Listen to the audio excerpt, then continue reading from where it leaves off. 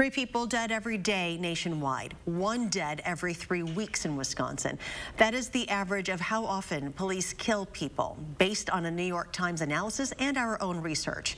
News 3 Now investigative reporter Naomi Coles explains the use of force standard that police don't want, and the one word some think could actually produce real change.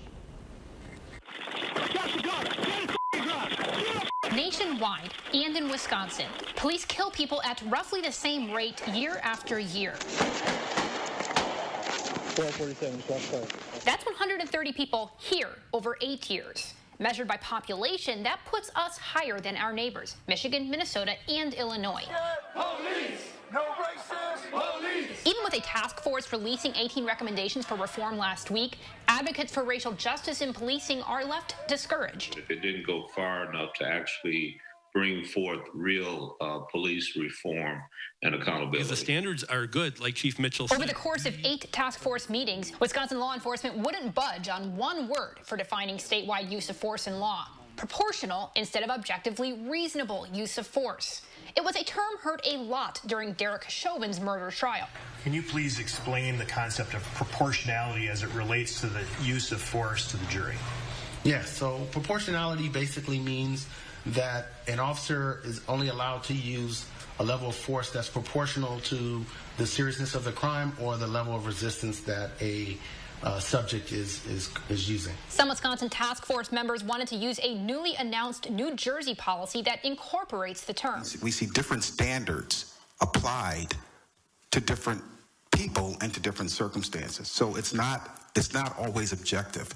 Police experts in Wisconsin say the concept of equal force represents a major shift from the current standard of objective reasonableness, originally set through a Supreme Court decision.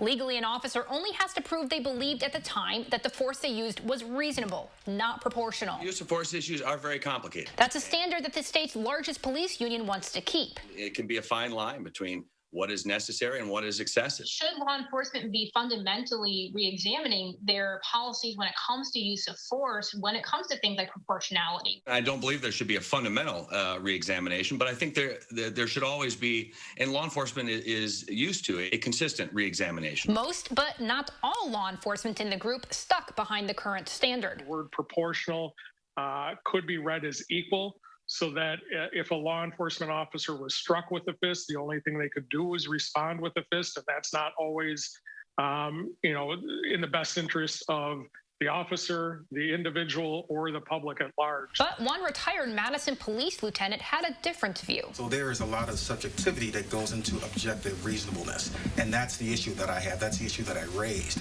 Too many times we see where an excessive amount of force is used in a situation that doesn't really require it. So you feel like introducing that term might help?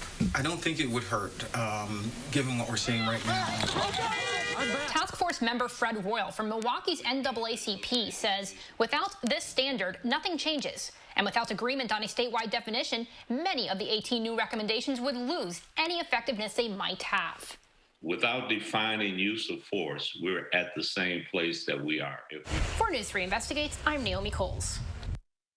Police argue that even when proportional is used in statewide policies or laws, the fine print generally negates the concept of equality that the word is supposed to bring. Of the states that include it, Palmer argues none of them actually have a proportional standard. A new group is now set to keep working on that definition.